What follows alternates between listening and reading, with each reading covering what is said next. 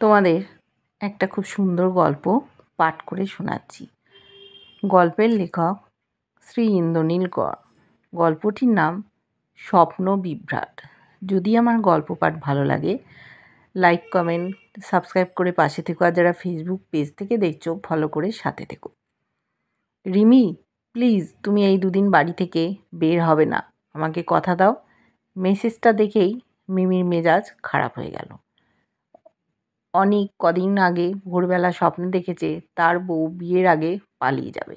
তার মায়ের কাছে ছোটবেলায় শুনেছিল ভোরের স্বপ্ন নাকি সত্যি হয়। তাই অনিকের এই অদ্ভুত আবদার। গত 3 দিন ধরে এই জন্যেই রিমি অনিকের সাথে দেখা করেনি। দেখা করলেই সেই এক কথা, রিমি আমাদের বিয়েটা না হওয়া পর্যন্ত তুমি বাড়ি থেকে বের হবে না, কথা দাও। কিন্তু দেখা না করেও রেহাই পাওয়া যায়নি। সারা দিন রাত অনেক কল করে, এই এক কথা বলেই যাচ্ছে। কল রিসিভ না করলে মেসেজ করে বলছে, দিনে প্রায় 30-40টা মেসেজ, শুধু এই একটা কথা। রিমি আর অনিকের সম্পর্কটা বেশ অদ্ভুতভাবেই শুরু হয়েছিল, কিন্তু অনিক ছেলেটা যে কতটা অদ্ভুত সেটা রিমির কল্পনার বাইরে ছিল। একদিন সন্ধেবেলা হঠাৎ অনিক কল করে বলল, রিমি, আজ রাতে কি তোমার বাইরে যাওয়ার কোনো প্ল্যান আছে? মিনার জন্মদিনের পার্টি আছে, এই একটু পরেই বের হব। কেন? তুমি আজ যেও না প্লিজ। কি? কেন যাব না? মিনা আমার সেই ছোটোবেলার বন্ধু, আর ওর জন্মদিনের পার্টিতে আমি যাব না? না, যাবে না। আজকের রাতটা তুমি বাইরে যেও না প্লিজ, অন্য দিন যেও। কি পাগলের মতো কথা বলছো? কি আছে আজকের রাতে যে আজ বের হতে পারবো না? আমি পেপারে দেখলাম আজ তোমার রাশিতে সড়ক দুর্ঘটনায় আহত হওয়ার কথা বলা আছে। তাই যেও না প্লিজ, আমার এইটুকু কথা শোনো। ওই সব আমি বিশ্বাস করি না, সেটা তো তুমি জানো আনি। আর সারাদিন যখন কিছু হয়নি, রাতেও হবে না। প্লিজ রিমি, জেদ করো না। দুর্ঘটনা কখন কিভাবে হয় কেউ তো জানে না। দিনে হয়নি বলে রাতেও যে হবে না এমনটা তো নয়। প্লিজ যেও না তুমি, প্লিজ রিমি, প্লিজ। উফ, আচ্ছা যাব না, রাখো ফোন। এরকম আরেকদিন সকালবেলা কল করে অনেক বলল, রিমি, আজ তোমার কলেজ আছে? কেন? যাবে কলেজে? হ্যাঁ, আজ যেতে হবে, ইম্পর্টেন্ট একটা ক্লাস আছে। কেন বলো তো? না গেলে হয় না আজ? পরে কোনো বান্ধবীর কাছে দেখিয়ে নিতে। কাহিনী না করে বলবে কি হয়েছে? আসলে আমি স্বপ্নে দেখেছি ভীষণ ঝড় হচ্ছে আর তুমি কলেজে গিয়েছো। হঠাৎ একটা গাছের ডাল এসে তোমার মাথায় পড়েছে, তাই আর কি বলছিলাম।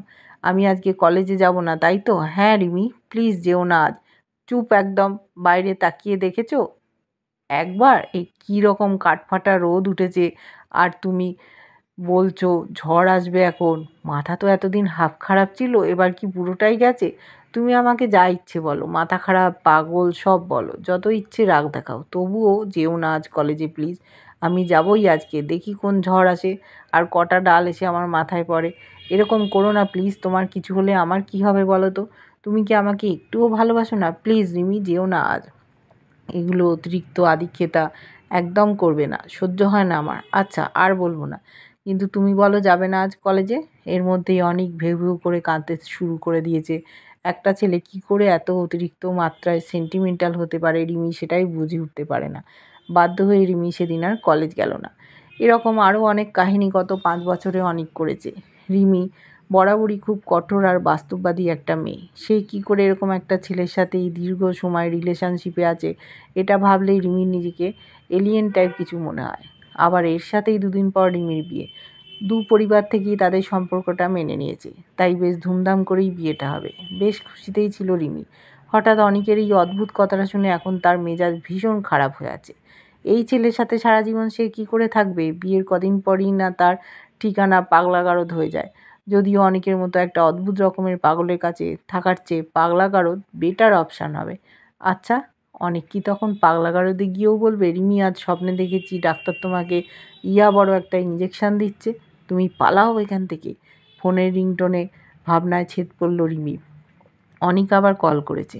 বলো, আবার কিছু দেখেছো স্বপ্নে? রেগে যাচ্ছ কেন এভাবে? কোনো সমস্যা? তোমার মতো এরকম বিরল প্রজাতির বয়ফ্রেন্ড যার আছে তার আবার অন্য কোনো সমস্যা থাকতে পারে? কখনোই না, কোশ্মিনকালেও না। রিমি প্রশংসা করলো নাকি অন্য কিছু অনেক ঠিক বুঝে উঠতে পারলো না, তাই টপিক চেঞ্জ করতে বলল। আচ্ছা রিমি, তোমার তো বিয়েতে সুন্দর চুড়ি পরার ইচ্ছে ছিল, আমি কাল নিয়ে এসেছি সেটা। নিয়ে এসেছো মানে? আমার হাতের মাপ জানো তুমি? চুড়ি তো আমাদের একসাথে গিয়ে নেওয়ার কথা ছিল। হ্যাঁ ছিল, কিন্তু ওই যে ভোরবেলা স্বপ্নটা দেখলাম তাই ভাবলাম আমি একাই নিয়ে আসি। মানেটা কি? আমি পালালে কি তোমার সাথে বের হয়ে তোমার সামনে দিয়ে পালাবো? এতটা বোকা মনে হয় আমাকে? এই এত মাথা মোটা কেন তুমি? এই রিমি, কি বলছো এসব? পালাবে কেন তুমি? এই, তাহলে কি স্বপ্নটাই সত্যি হবে? কিন্তু তুমিই তো বলেছিলে স্বপ্ন তো স্বপ্নই। তবে আজ এটা কি বলছো? কথা বলছো না কেন? এই রিমি। রিমি কিছু না বলে ফোনটা রেখে দিল। তার পাগলা গারদে যেতে যে আর বেশি দিন বাকি নেই সেটা সে ভালোই বুঝতে পারছে। আজ রিমির বিয়ে, গত দুদিন সে ফোন অন করেনি, অনেকের সাথে কোনো রকম যোগাযোগও করেনি। অনেক রিমির বাড়িতে কল করে অনেকবার রিমিকে চেয়েছে, কিন্তু রিমি তার মাকে বলে দিয়েছে অনেক ফোন করলে যেন বলে দেয় রিমি ঘুমোচ্ছে কিংবা ব্যস্ত আছে। বিয়ের আগের এই দুদিন সে আর অনেকের সাথে কথা বলতে চায় না। রাত 9টায় অনেকদের আসার কথা, এখন সন্ধ্যে 7টা।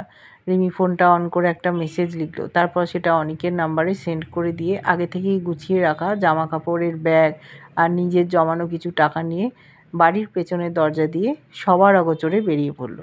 রেল স্টেশনে বসে বাদাম খাচ্ছে রিমি। অনিককে পাঠানো মেসেজটা বের করে দেখলো একবার। অনিক, তোমার এই সব উদ্ভট কার্যকলাপ আমি আর নিতে পারছি না। 5টা বছর তোমার মতো একটা মাথা খারাপ ছেলের সাথে রিলেশনশিপে থেকে নিজের এতটা সময় নষ্ট করলাম, সেটা ভেবেই আমার আফসোস হচ্ছে। তাই এই বিয়েটা আমার পক্ষে করা সম্ভব নয়। আজ রাত 10টার ট্রেনে আমি যাকে সত্যি ভালোবাসি তার সাথে পালিয়ে যাচ্ছি। তুমি ভালো থেকো। মেসেজটা কয়েকবার পড়ে হেসে নিয়ে আবার বাদাম খেতে থাকলো রিমি। হঠাৎ দেখলো অনেক ছুটতে ছুটতে আসছে। রিমির সামনে এসেই বসে পড়লো অনেক। বাচ্চাদের মতো কাঁদতে কাঁদতে রিমির হাত ধরে বলল, তুমি এটা করতে পারো না রিমি। তুমি কি করে আমাদের এতদিনের সব কিছু ভুলে গেলে? আমি আর ওসব স্বপ্ন টপ্নের কথা বলে তোমাকে বিরক্ত করব না। প্লিজ তুমি আমার সাথে বিয়েটা ভেঙে দিও না। বাদাম খাবে? এই, তুমি এখন আমাকে বাদাম খেতে বলছো? এখন আবার বাদাম খাওয়ার সময়? আচ্ছা আমিই খাই। না, তুমিও খাবে না। আগে বলো তুমি যাবে তো? যাব না কেন? এই যে দেখো টিকিট দুটো, আমার আর আমার হবু বরের। আমরা দার্জিলিং যাচ্ছি, ওখানে গিয়ে বিয়ে করে নেব। তুমি একটা ভালো মেয়ে দেখে বিয়ে করে নিও, কেমন? চুপ করো, তুমি যদি এরকমটা করো আমি কিন্তু নিজেকে শেষ করে দেবো। রিমি মুচকি হেসে ব্যাগটা নিয়ে উঠে দাঁড়ালো। এই, কোথায় যাচ্ছ তুমি? ট্রেনে যে চলে এসছে, দেখতে পাচ্ছ না? আমাকে এখন যেতে হবে। আসুক ট্রেন, কোথাও যাবে না তুমি। অনেক রিমির সামনে হাত বাড়িয়ে দাঁড়ালো। রিমি অনেকের হাত সরিয়ে দিয়ে ট্রেনে উঠে গেল। ট্রেন ছুটে চলেছে। রিমি বসে আছে জানলার পাশের সিটে, আর তার পাশেই অনেক। পালিয়ে বিয়ে করার একটা সুপ্ত ইচ্ছে রিমির মনে আগে থেকেই ছিল। তাই অনেক যেদিন তার অদ্ভুত স্বপ্ন তার কথা বলল, সেই দিনই রিমি এই প্ল্যানটা করে রেখেছিল। নিজের মনে হেসে উঠল সে। কটা চুল রিমির চোখের ওপর খুনসুটি করছে। রিমি চুল কটা সরাতে গিয়ে দেখলো অনেক হাঁ করে তার দিকে তাকিয়ে আছে। ওই, এভাবে মদনের মতো আমার দিকে তাকিয়ে কি ভাবছো? ভাবছি যে বিয়ের আগে আমার বউ পালিয়ে যাবে সেটা স্বপ্নে দেখলাম, কিন্তু বউ যে আমাকে নিয়ে পালাবে সেটা কেন দেখলাম না বলো তো? রিমি রাগি চোখে বলল, আবার স্বপ্ন? এই যা, না না, আর কোনো স্বপ্ন না, এই যে কান ধরছি।